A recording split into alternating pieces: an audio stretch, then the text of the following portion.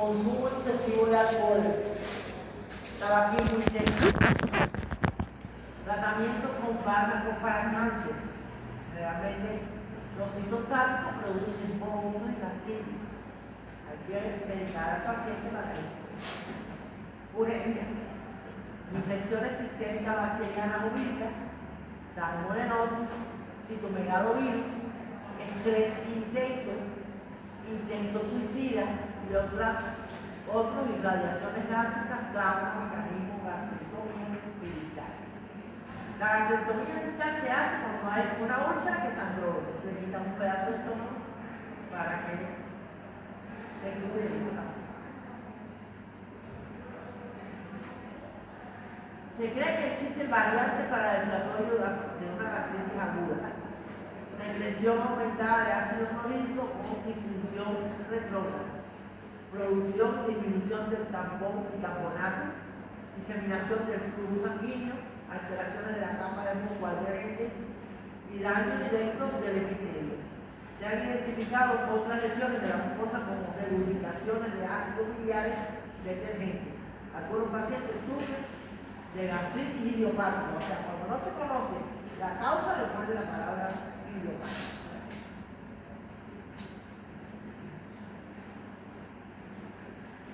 La forma más leve de gastritis aguda es cuando la lámina propia muestra un edema moderado. ¿Cómo yo veo el edema de la lámina propia? A ver si saben. Una zona en blanco. La lámina propia es un tejido colectivo laxo, ¿verdad? Entonces yo veo el edema como si fuera una zona blanca de este lámina. Va a haber una ligera congestión ocular, el epitelio superficial permanece intacto y existen algunos polimorfos nucleares neutrófilos dentro de las células epiteliales y la luz de las glándulas. O sea, los neutrófilos van a estar en la luz de las glándulas y en el epitelio. No así los linfocitos. Cuando el daño de la mucosa es intenso, aparece erosión, hemorragia, gastritis, hemorragia erosiva aguda, que a veces pueden sangrar.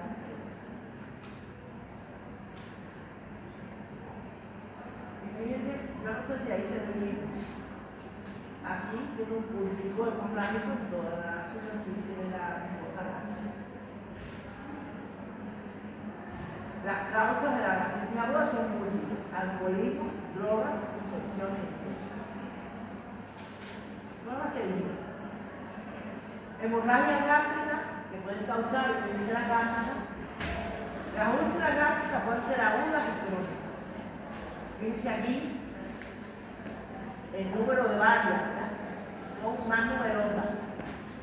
Aquí lo dan como erosión.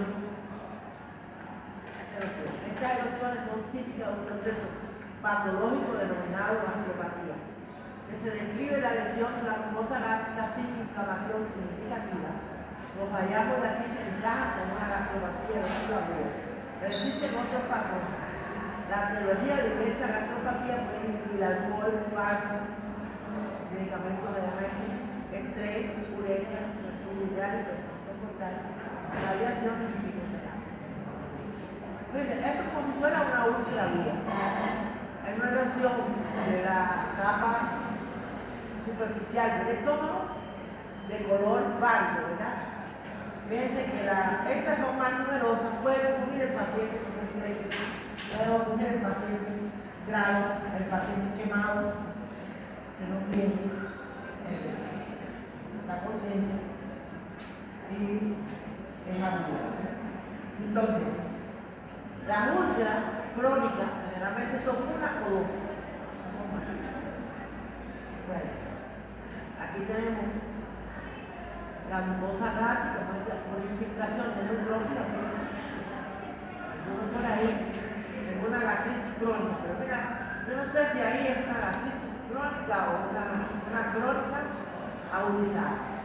Es una gastritis aguda, porque aquí yo veo el elemento de las plasmáticas, veo agudo, pero también veo crónico. Entonces, las crónicas son cambios inflamatorios que pueden llevar a una atrofia de la mucosa. y a una metaplasia intestinal, generalmente la ausencia de los suelos. Los cambios arteriales se pueden convertir en displasia y proporcionar una base para que desarrolle un carcinoma.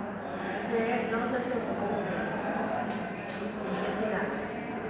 La gastritis crónica es notable los distintos circuitos causales y los diferentes patrones histológicos que varían en diferentes pacientes.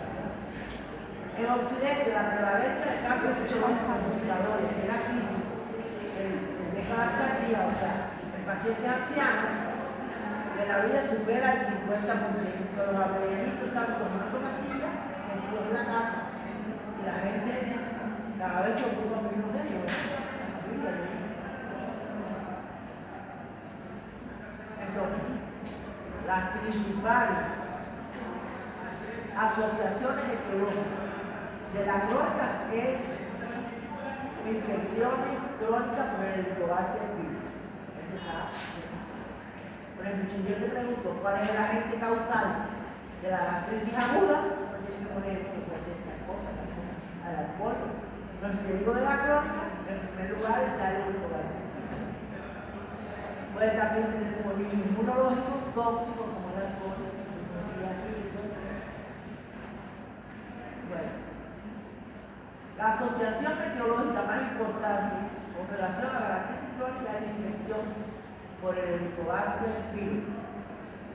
Se le atribuye un papel crítico en enfermedades como la úlcera péptica y enfermedades como la úlcera péptica presente en el 90% de los casos en pacientes con gastritis crónica que afectan el ámbito pylórico.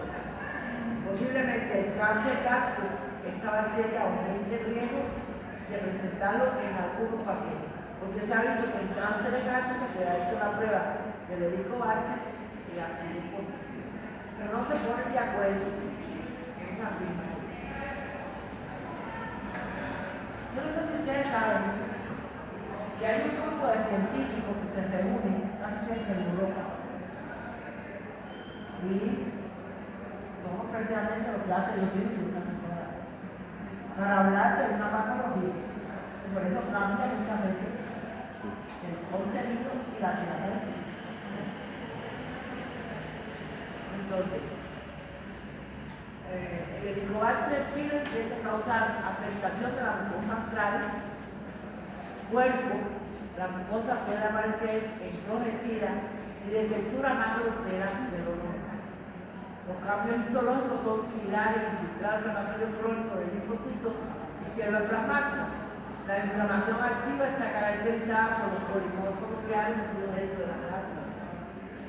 Aparece regeneración, metaplasia, atrofia con pérdida de estructuras glandulares, displasia, y cuando esté presente una larga evolución, desarrolla adelante.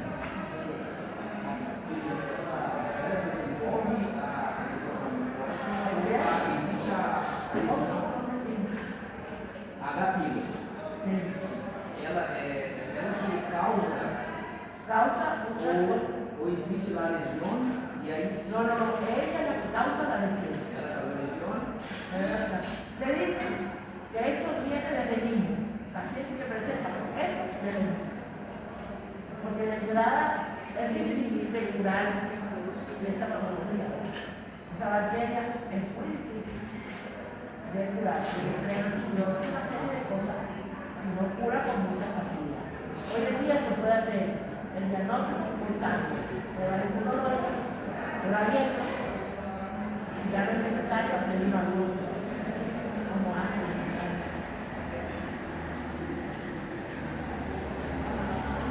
Bueno, fíjense que aquí tenemos la coloración de plata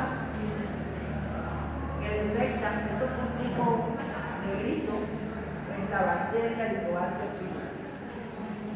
Y aquí ha producido una gastritis crónica bastante severa y que aquí hay una atrofia. Fíjense que aquí la mucosa, el epitelio está un poco atrófico, ¿verdad? Y el estómago. Fíjense. Y el eosinófilo,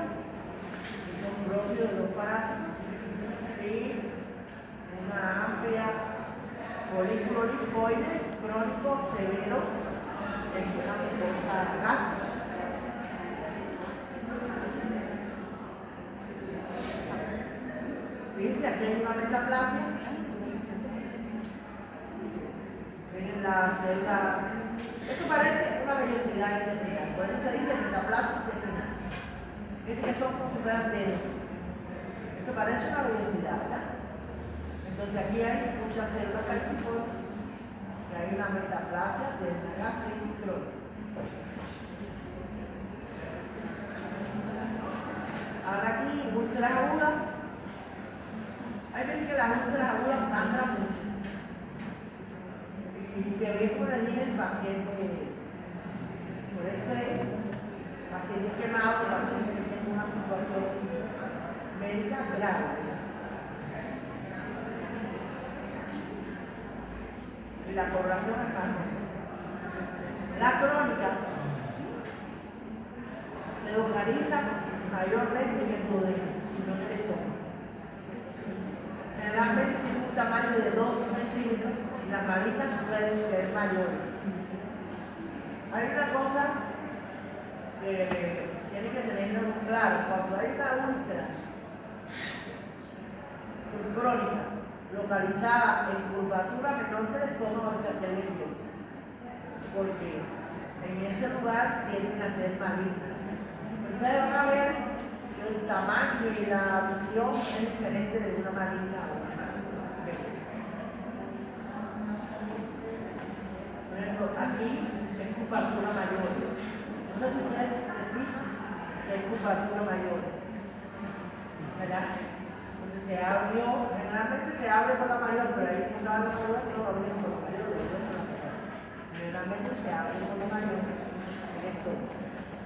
Nosotros tenemos las técnicas para abrir, hacer la disección de la víscera. Yo recuerdo que una vez estaba disecando y me dice un cirujano: ¿por qué tú miras eso? Porque es la técnica. Se acostumbra para lo que yo hago. Nosotros tenemos que virar el bloque, sacar primero la aorta, por atrás el número. Entonces vamos disecando. Y una de las cosas es que el estómago se abre por curvatura menor, mayor, pero aquí ya hay curvatura. Por lo tanto, esta es una úlcera, no tiene bordes elevados, no es mayor de 2 centímetros, es una úlcera pequeña. Porque las úlceras pueden ser benignas y malignas. El cáncer tiene una forma de ulcerada. Entonces, aquí por ejemplo, estamos en presencia de una úlcera que dice que los pulmones no fluyen, no es elevada, es benigna. A esto se le hace un estudio histológico y es benigna, se prueba. Las complicaciones de la úlcera, hemorragia en un 15 a un 20%, la hemos visto sangrar. Anemia ferropénica, pero puede causar la muerte, la perforación ocurre en un 5 de las 2/3 partes de muerte por úlcera, no las 2/3 partes de muerte. He visto pacientes que se han perforado, tienen que ir al salón directo, ¿verdad? Porque se produce una peritonitis química, pero es que el estómago es ácido, ¿verdad? Entonces, al salón hay que hacerle una limpieza de toda la cosa. Observación por edema y fibrosis. Obstrucción por edema. Entonces ahora después tenemos los tumores gástricos, ¿verdad? Los tumores gástricos el cáncer continúa siendo la segunda causa de muerte por cáncer, superada solo por el cáncer de pulmón. El cáncer de pulmón y después el cáncer. En la mayor parte de los casos, el cáncer gástrico transmite un largo proceso de carcinogénesis, cuyo estadio constituye las lesiones precursoras del cáncer gástrico. El primer reconocimiento, bueno, ahí empiezan a hablar, yo no voy a hablar de lo que vamos a decir. cada vez en el mundo hay más aceptación de que el plástico es el cobalto, porque no está generado. De aquí hay neutrófilos metidos dentro de la glándula como elementos crónicos. El epitelio está hiperplásico, presencia de numerosos neutrófilos, pero el epitelio hiperplásico que impaginaciones de la superficie foveal colonizada por el cobalto pilo. Cuando uno ve esto, tiene que hacer la colonización para el cobalto pilo, porque seguramente es esto. No existen los pólipos plásticos, los hiperplásticos, los glándulas foveales, foveolar, pólipos hiperplásticos con ulceración. El pólipo que contiene glándulas fúngicas químicas dilatadas y aquí un adenoma gástrico, el cual es reconocido por la presencia de un plato en esas áreas de arriba.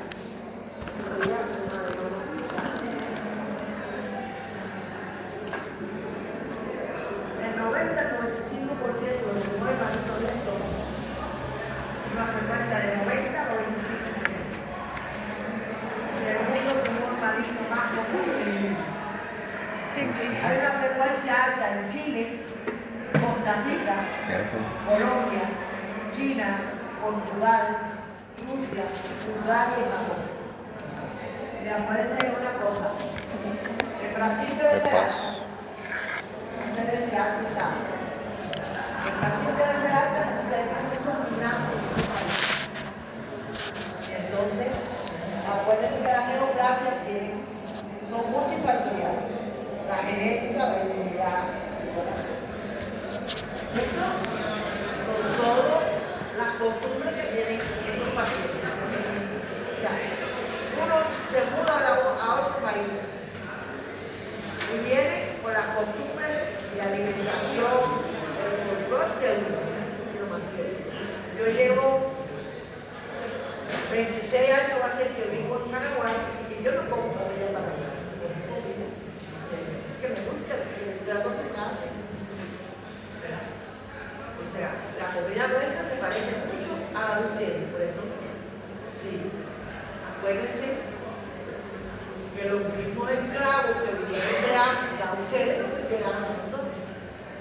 Entonces, las costumbres de la comida, las costumbres de las religiones son muy parecidas.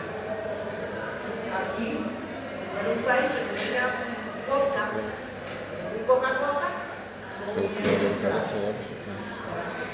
los españoles y los portugueses llevaban los esclavos a los lugares donde había mar, que no su mar. Entonces, es la misma costumbre. Cuando la comida es lo mismo, fechado, arroz. Pero por ejemplo, me dice un boli, el paladar no me está para eso. Es verdad.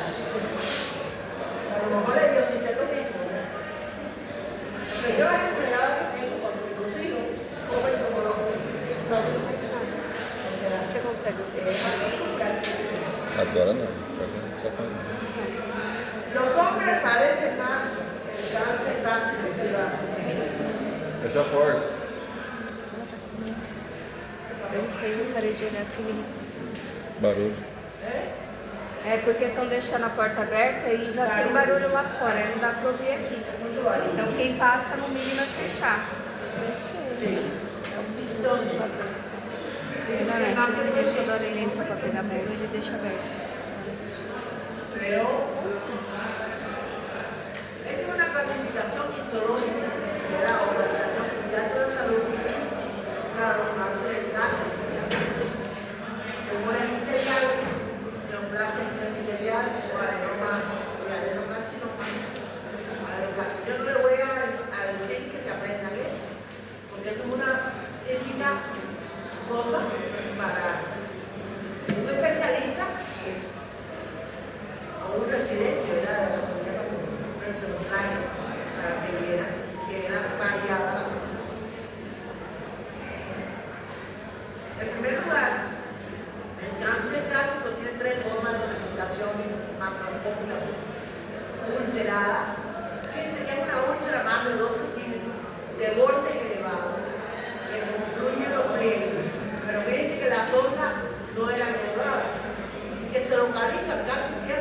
curvatura mayor.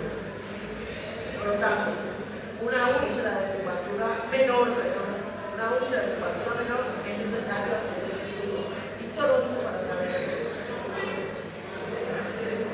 La otra forma es lo que se conoce como rinitis plástica, es la forma difusa.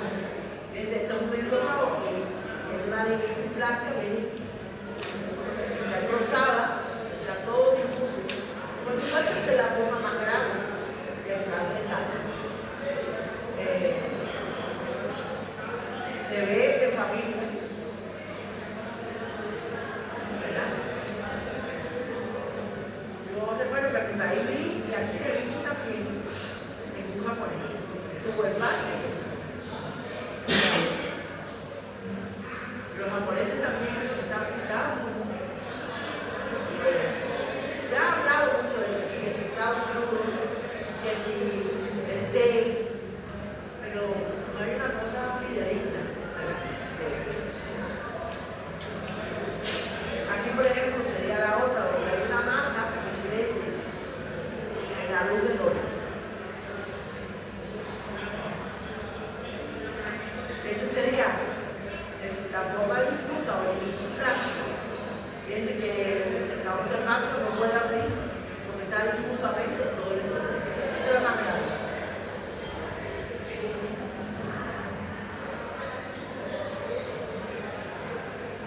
Da la apariencia de una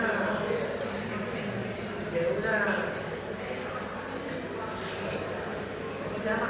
De esa viste que en el desierto hacen una cosa para tomar agua, que es de los animales, parece eso. Bueno, en un mar pronóstico.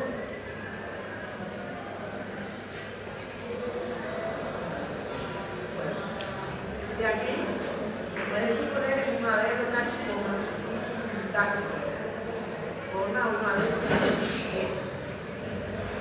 Hay una cuestión muy llamativa que existe cuando el cáncer es pobremente diferenciado, no se diferencia mucho, no surge la adenocarcinoma, pueden verse las células en anillo de sello. Son que se ven aquí, pero yo creo que aquí se ven mejor. Sí, parece como si fueran células plasmáticas, pero ojo, estas son células en anillo de células productoras de músculo. O sea, este es el patrón de anillo de sello, el verdadero carcinoma gástrico, que no tiene, son muy agresivos, pero no tienen un patrón glandular. Sin embargo, estas producen mucina. Como el núcleo empujado hacia el medio, todo esto está lleno de mucina. Pero después, ¿alguna duda con eso? Después, vamos a lo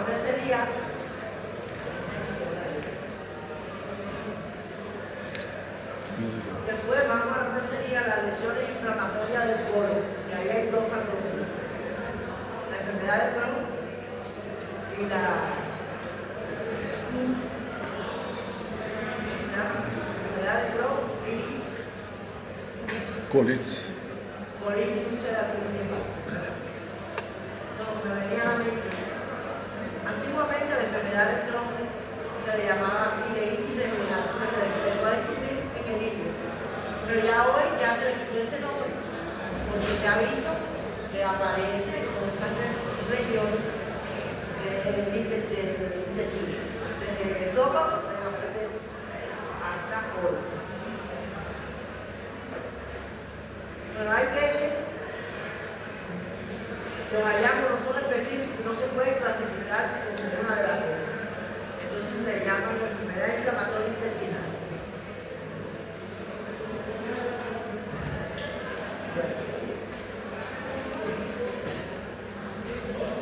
En la activa hay una inflamación aguda con lesión epitelial caracterizada por erosión de la mucosa, ulceración, criptitis, la enfermedad inflamatoria de la crista, relieve formación de acceso en la cripta. En la crónica está cambios arquitectónicos, introducción de la cripta, ramificación de la cripta, la apostosis basal que separa la base de la cripta.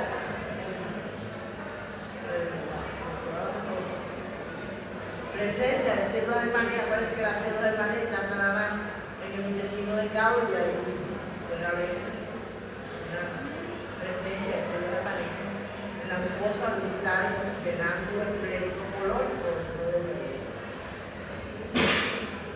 Presencia de glándulas mucosas de tipo pirórico, metaplasia de la glándula pirórica en el hilo interior. Los accesos de la cripta, de neutrófilo en la luz de la cripta, puede ocurrir de muchas formas de esto intestinal, de la hepatitis, no solo en la colitis ulcerativa. En hasta un tercio de los casos de intestinal no es posible distinguir la colitis ulcerosa y la enfermedad de Crohn, denominándose colitis indeterminada. O sea, hay veces no se define como tal y entonces no se puede definir el apellido. Fíjense, este es un segmento de intestino y él toma segmento de intestino y otro lo deja libre. O sea, fíjense cómo el intestino debe abrirse en su totalidad, o sea, es salteado. Enfermedad salteada, espacio libre, sano y otro. Es el Crohn. Entonces, el Crohn esta sería la mucosa, tiene úlcera, y fíjense cómo la grasa de esta área se mete dentro porque hay reacción del granuloma. Está acá. Entonces, vamos a ver, es una enfermedad transmural, fíjense, transmural. Aquí hay infiltrado de linfocitos, fíjense cómo la grasa la va destruyendo y al abrir todo el colon se mete dentro. Se extiende los infiltrados desde la mucosa hasta la células. Infiltrados nodulares de la superficie serosa adyacente a la glándula. Hay una inflamación granulomatosa que es esta. Esos son los granulomas de la enfermedad de Crohn. Por supuesto, desde el punto de vista clínico, estos pacientes van a presentar diarrea profusa. Muchas gracias. Y el granuloma en la enfermedad de Crohn, células gigantes de láminas, con un infiltrado inflamatorio, células epitelioides, células gigantes y muchos linfocitos. Algunas tinciones especiales para microorganismos es negativa. Se cree que sea una enfermedad de tipo linfótico. Hay fístulas que pueden ocurrir de un asa hacia otra, de un asa si las asas están abajo, de un asa hacia la vejiga. O sea, por supuesto, estas fístulas hay que intervenirlas, porque van a traer serios problemas de infección. Si hay una complicación, la inflamación pulmonar por la enfermedad de Crohn es la formación de fístulas. Aquí se ve una fístula que es un trayecto que se extiende a través de la mucosa hacia la submucosa y hacia la pared muscular, que eventualmente formará un trayecto fistuloso que puede formar fístulas entre asas intestino, la vejiga, incluso la piel, con una afectación del colon y con frecuencia la fístula perirectal. Que hay que someterse a una intervención para curar esa fístula. Desde el punto de vista clínico, diarrea, fiebre y dolor, así como manifestaciones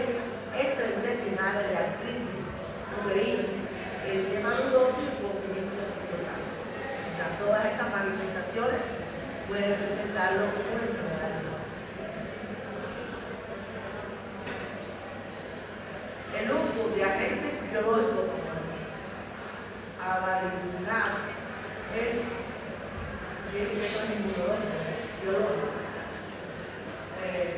son anticuerpos monoclonales dirigidos al factor de necrosis moral. Ha mejorado la terapia para la enfermedad de Crohn. Un agente biológico más, el inmunosupresor acitromicina, que puede ser eficaz para disminuir la inflamación y la destrucción de tejidos con reducción de las complicaciones. Claro, si tú mejoras las condiciones, no van a haber tantas complicaciones. Esto ha sido muy ventajoso, los efectos monoclonales para el tratamiento del Crohn y de la otra patología, de la colitis ulcerativa. Colitis ulcerativa idiopática no se conoce siempre. Hay una apariencia macroscópica que vemos aquí, que son, afecta todo el cuerpo. Por lo tanto, es más grave que la otra. Puede producir atimia y cáncer gástrico, el colon. Fíjense que tiene pseudocólico, que hay úlceras, y esa úlcera es el tejido epitelial, va hacia los lados y forma que no lo son. Ocurre desde la válvula iliocecal hasta el recto. Y yo no sé si ustedes saben que con intestino delgado uno puede disecar, o sea, sacar mucho intestino delgado, pero el colon no. El colon tiene la función de la absorción de agua, Por lo tanto, no puede existir vida cuando todo el colon está afectado.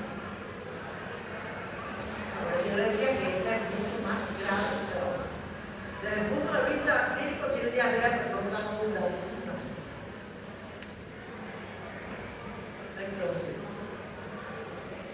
fíjense que son úlceras, todo esto es mucosa, úlcera, y la úlcera mueve el epitelio hacia los lados y son las cargas pseudocólicas, falsas cólicas.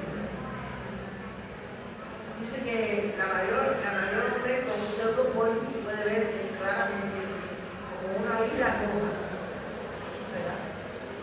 Elevada de la mucosa,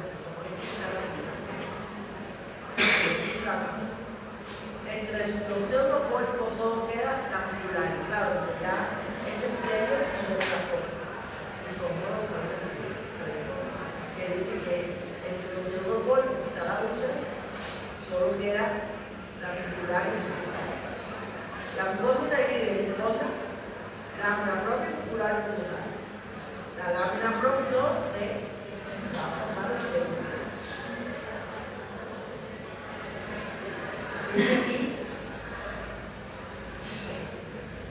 por ejemplo, con un úlcera extensa, desde la válvula iliocecal se ve una parte inferior izquierda, justo por encima de la válvula del cielo, se encuentra el comienzo de la inflamación de la mucosa con eritema, gránulos. A medida que avanza la enfermedad, las erosiones de la mucosa se fusionan con úlceras lineales que socavan la mucosa dental.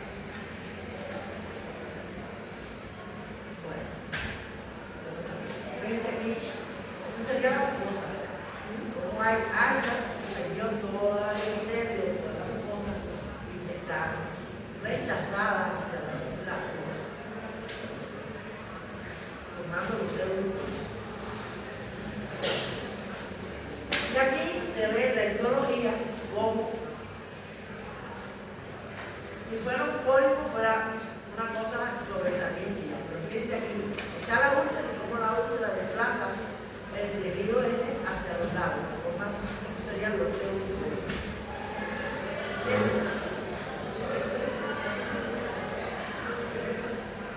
Aquí va a ver que la cripta de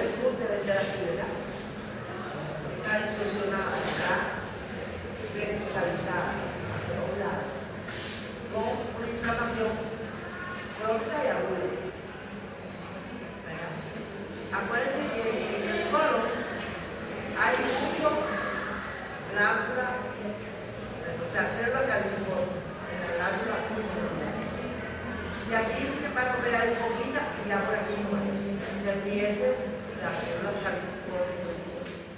Y por aquí tenemos una poli que activa, porque dice que tiene un infiltrado inflamatorio dentro de la glándula que es inmaduro.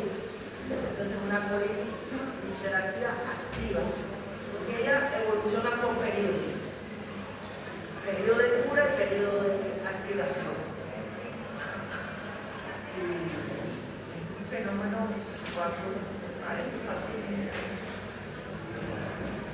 Visto más de cerca, hay que filtrar la motorióloga, pero se activa. Fíjense que esta área de aquí, como hay muchas células caliciformes por aquí, no. Y un infiltrado denso de linfocitos en la larga. Aquí se han perdido todas las células caliciformes que son abundantes en el colon. Con el tiempo existe el riesgo de un adenocarcinoma o la polipocerosis.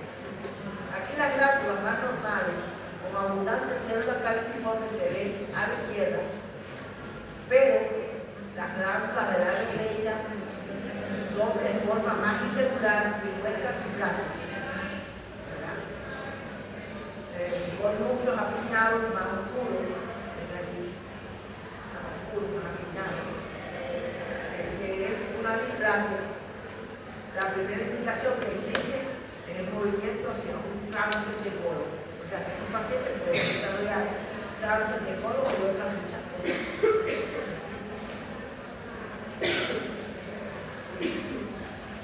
Los hallazgos clínicos pueden incluir diarrea, pero en cantidades de veces diarrea no es grande. A menudo se acompaña de tener sensación de heces fecales en el recto. Tiene mayor riesgo de desarrollar un cáncer de colon.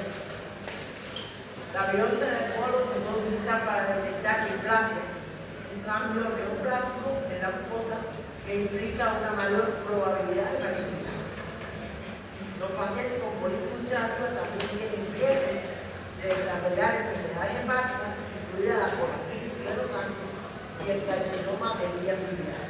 Esta complicación. Yo decía que esta es más grave que la otra. Porque las dos son de impacto, pero es más grave.